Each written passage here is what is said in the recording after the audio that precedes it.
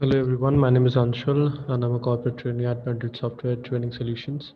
So today we'll be discussing about the data science interview questions, and the interview questions are in no particular order. Each and every questions are equally important and there doesn't exist any order between them. So moving forward with the first question. So the main and the most important question will be, and the most common question will be, it's like the what is the difference between supervised and unsupervised machine learning. So you need to understand the difference between supervised machine learning and then unsupervised machine learning. Supervised machine learning models works on the basis of the availability of the data, as the data is available with the input as well as the output. That saying, supervised machine learning algorithms works on the label data, whereas the unsupervised machine learning algorithm, the labels are not specified. And when we say labels, that means the target variable is not specified. Hence, we need to work the other way around in unsupervised machine learning algorithms. And then, what does data cleaning mean, and what are the best ways to practice this? So that would be the also the most favorable questions to ask, because the 70% of the time of a data analyst or a data scientist goes in the part of the data cleaning. So you how you can clean the data is basically you can segregate the data according to your perspective and according to your needs. And then if you have a large data, then you can break the data into smaller chunks, and then you can apply your data analysis part or the data wrangling part on the smaller part, and then applying the same methods to the other small chunks as well. This will not only speed up your data but also will be handy to work on the smaller data. And then you can analyze the statistics of each data column and creating the set of utility functions or scripts for dealing with the common cleansing task. So what you can do while working on the first smaller chunk, you can create your own functions and scripts, and as the further smaller chunks are related to the first chunk, so they you can apply the same. Most of the time, you can apply the same function and scripts on the rest of the chunks as well. And other than that, you need to keep track of all the data cleansing operations to facilitate easy addition or removal from the data sets if required. And how should you tackle multi-source problems? In a real-world scenario, the data doesn't come to a data analyst or a data scientist from one source. Rather, it comes from multiple sources. So we need to identify similar records and then combine into one record, so that we can so that at the end that one record contains all the useful attributes. And the redundancy is the not redundancy is the main problem that you need to handle when there is a problem of multi-source. Then you need to understand the schema of the data sets, and then you understand the structure of data from coming from each and every source. Because if you don't understand the data from each and every source, you are not able to combine the data in a proper way.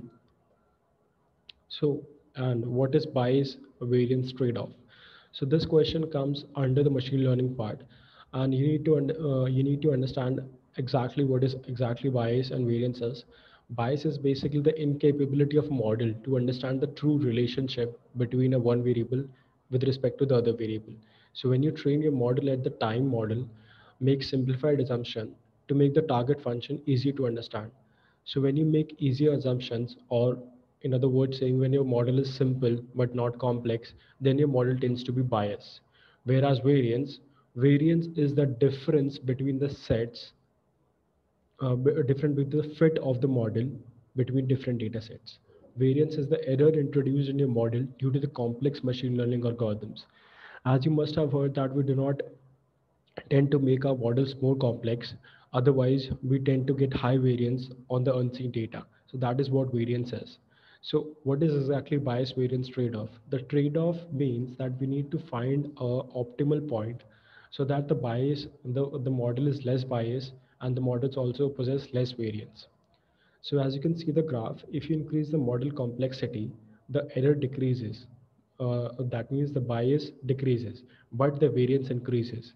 So we need to find an optimal model between there is a sweet spot between the variance and the bias, so that we can have the low variance as well as the low bias. Then how can you avoid the overfitting of your model? Obviously, as a machine learning part, As a data science, you do not want to fit your model as overfit. So first thing you can do is keep the model simple, but not so simple that it would bias to the scene training data. How can you keep the model simple is taking the few variables into account and thereby removing some of the noise in the training data. We can also use the cross-validation technique such as K-fold cross-validation or stratified cross-validation. If in the regression part, or basically we can also use regularization techniques such as lasso regression and ridge regression that penalize certain model parameters if they're likely to cause overfitting. Lasso stands for least absolute shrinkage and selection operator, and lasso is also used for feature selection. Then we have what is confusion matrix. So confusion matrix is basically a 2 cross 2 matrix that contains 4 outputs provided by the binary classifier. When we talk about the binary classifier in supervised machine learning, we mean that our target variable possesses two classes. For say is either 1 or 0. So various measures such as error rate, accuracy, specificity, sensitivity, and precision and recall are derived from the confusion matrix. We'll be discussing how you can derive these values from the confusion matrix. Confusion matrix contains the actual values as well as the predicted values. If our actual values is true and the predicted value is also true, then we call them true positives. But if the actual values is positive and we predicted them not positive, that is negative, then they are false negatives. Similarly, if the actual values are negative and we predict them as positive, then we say that they are false positives. If the actual values are also negative and the predicted classes are also negative, then we say they are true negatives. Then what are the drawbacks of a linear model? So whenever we apply linear regression or when we apply, there are certain assumptions before we apply a linear model. A linear model holds some strong assumptions that may not be true in the application, that may not be true in the real world scenario. The first and foremost assumption that a linear model makes is it assumes a linear relationship between the variables. Also multivariate normality, that means the variables are normally distributed and no or little multicollinearity. What do you mean by multicollinearity is that the variables are not so correlated. That means the correlation coefficient, that is the value of the correlation coefficient is not that high as compared to other variables. If the variables itself are correlated to highly correlated to each other, we do not take those variables into account when we train the model. A linear model cannot be used for discrete or a binary outcomes because that comes under classification, and for that we use logistic regression. And in linear model, you cannot vary the model complexity or say flexibility of a linear model much. So these are the values. So the question comes, what all values do we get from confusion matrix? So first is error rate, that is false positive plus false negative divided by the total positives plus total negatives. Then we have accuracy. Accuracy is the total values you have predicted correctly divided by the number of values, that is all positives and all negative value. Then we have sensitivity. Sensitivity is also called recall, or it is also called true positive rate. That is equals to true positive divided by the all positive values, predicted positive values. Then we have specificity, that is also known as true negative rate, and it is defined by true negative divided by all the negative values, includes actual negative, true negatives, and false negatives as well. Then we have precision, that is the positive predicted value. It is defined as true positive divided by true positive plus false negative.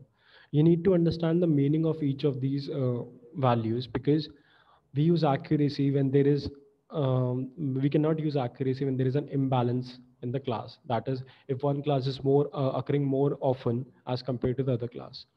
Then we have F1 score, or say F beta score, that is the harmonic mean of precision and recall. It is defined as the 1 plus b into precision into recall divided by b square into precision plus recall, where b is the parameter that we need to specify. If it is 1, then we say it is an F1 score. If it is true, then we say it is an F2 score. Commonly, the values of B are 0.5, 1, and 2. Then, what is logistic regression? Logistic regression is often also known as the logit function or logit technique.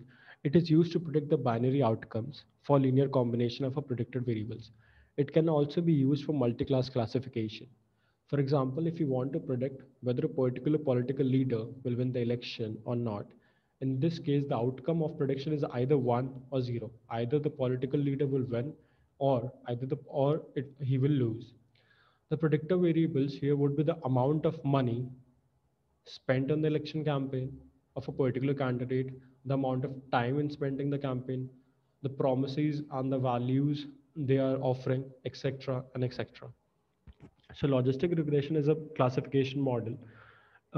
Behind the scene, logistic regression use a logit function, that is a sigmoid function, which helps to classify the binary classes. It can also be used for multi-class classification. So what do you understand by the term normal distribution? Before understanding the data part, you need to understand the various probability distribution. And one of the most probability distribution among all is the normal distribution. Why normal distribution is so popular and so known? Because in reality, there exist many values such as height and weight, which are normally distributed. Data is usually distributed in different ways with a bias to the left or to the right. It can be all jumbled up. But in normal distribution, the data is symmetric to the left and to the right. That means there are as much as low values as there are high values. The random variables are distributed in the form of a symmetrical bell-shaped curve. The graph of a normal distribution looks like a bell-shaped curve, like this. So the graph is symmetric about mean and and it also known as a bell-shaped curve.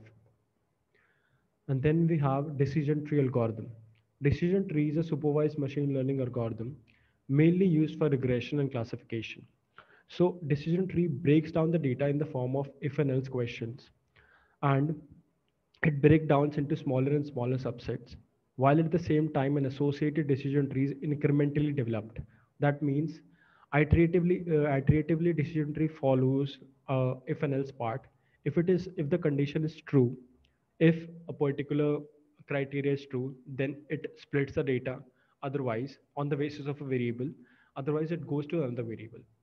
The final result is a tree with decision nodes and the leaf nodes. The decision tree can handle both categorical and numerical data. So as you can see, the decision tree is first splitting on the basis of outlook. So the outlooks are of three types, that is sunny, overcast, and rainy. So if it is sunny, then for sunny, then we have a windy. So on a sunny day, there is windy. If it is windy, that means true, then we cannot play the golf. And if it is false, then we can play the golf. And if the outlook is overcast, then we can play the ball. That is, the outcome is yes.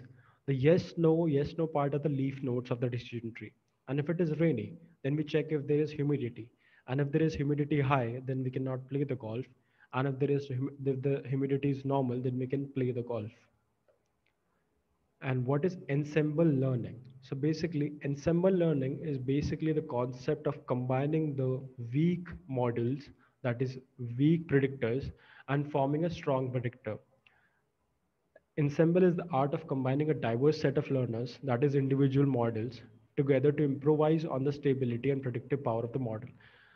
The basic example for ensemble model is a random forest, which can also be used for regression as well as classification. Behind the scene, forest uses decision trees, many decision trees like 100, 200 decision trees, and it combines the results from all the decision tree and gives out a particular value which is more robust and strong. Ensemble learning has many types, but two more popular ensemble learning techniques are mentioned. What is bagging? So bagging tries to implement similar learners on sample population and then takes a mean of all the predictions. So basically when you do bagging, it implements similar learners. Like for example, a learner is a decision tree. We create a small samples of our data, then we apply those learners on those small population, and then then we take the prediction of all the small learners and give out a single prediction. This gives us a better accuracy and a better result with good confidence. So bagging comes, bagging, the concept of bagging is used in the ensemble learning. In generalized bagging, you can use different learners in a different population. As you expect, this help us to reduce the variance error. You can also use, as mentioned, you can also use different learners for a different population, because it will end up reducing your error. That is the variance error. Then we have boosting. Boosting is also under a part of ensemble method. Boosting is an iterative technique that adjusts the weight of an observation based on the last classification. So what do you mean by that? So basically, if an observation was classified incorrectly, it tries to increase the weight of this observation in the next iteration and vice versa. Boosting in general decreases the bias error and builds strong predictive models. However, they may overfit on the training data. When we perform boosting, then our model is more prone to be overfitted. So what is reinforcement learning? So reinforcement learning is learning what to do and how to map situations to actions. Reinforcement learning is a part of machine learning where we teach where the machine learns on the basis of reward and punishment process. If the machine is following the task properly and performing good, then we reward the machine so that machine will understand that it is performing very well. And if it is not, there are certain restrictions that we put on the machine if it doesn't perform well. The end goal of reinforcement learning is for the machine to get as much as reward as possible so that it can learn as good as humans. The learner is not told, that is, the machine is not told which action to take, but instead, the machine will discover which action the machine should perform to yield the maximum reward. So what is reinforcement learning? If you see, that is the interpreter, then there is a state, then we have an agent, and we have an interpreter. If the agent is performing action according to the environment in the right direction, then we give a reward. Otherwise, there is a punishment. So the ultimate goal is for the agent to get maximum reward as much as possible. So this is it for today. Thank you for your time, and you can always contact us at madridsoftwaretrainings.com. We provide courses on business analytics, data science with Python and machine learning and Tableau, and also data analysis and artificial intelligence. Thank you so much and have a good day.